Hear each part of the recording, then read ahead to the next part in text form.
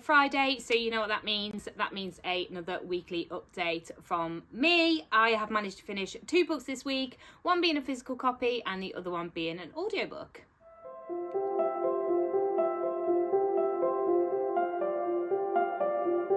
Welcome back to another video where I will be discussing the books that I've managed to finish this week.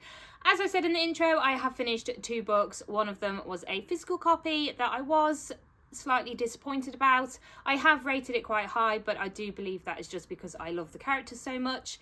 And the other one was an audiobook that I've been listening to for a while, but I absolutely loved it.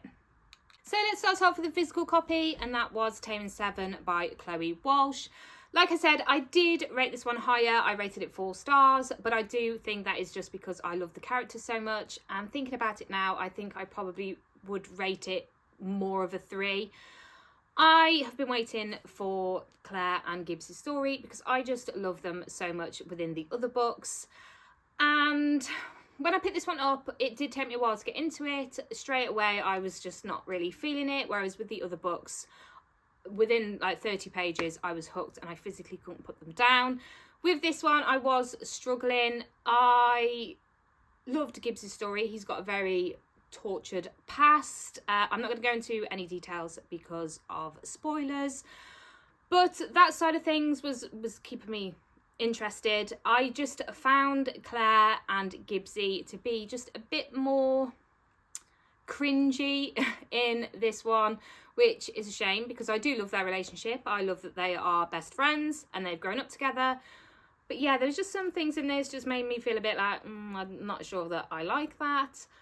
And as the book sort of went on, we learned more about Gibbsy and obviously things that he has gone through. And there's one other character within this book that is in the other ones, and I just was so frustrated with them. As soon as she was on the page and she was ranting and having a go, I found myself skipping down the page and just skim reading her parts because she was just driving me insane.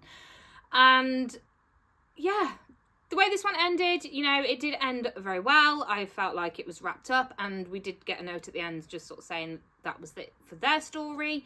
I have heard some rumours as well from other people that have said that even the author has said that this one wasn't her best one, which is a shame because there's definitely some aspects within this book that I did enjoy, but yeah, just not as much as the previous 4, which is a shame. Moving on to the audiobook that I finished, and that was Lights Out. I have been listening to this one for a while because it does take me a bit longer to get through audiobooks because I only get to listen to them at certain times of the week.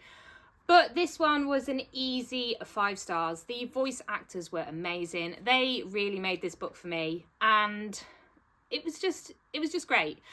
If you're not familiar with this one, we're following our 2 main characters, Ali and Josh. Ali is a trauma nurse and Josh is a hacker. Ali has some kinks.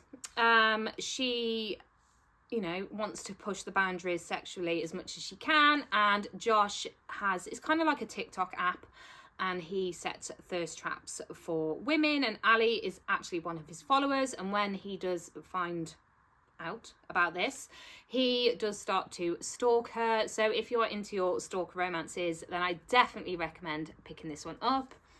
I think what I liked about this one was I love the whole trauma nurse thing. I find that sort of thing very interesting.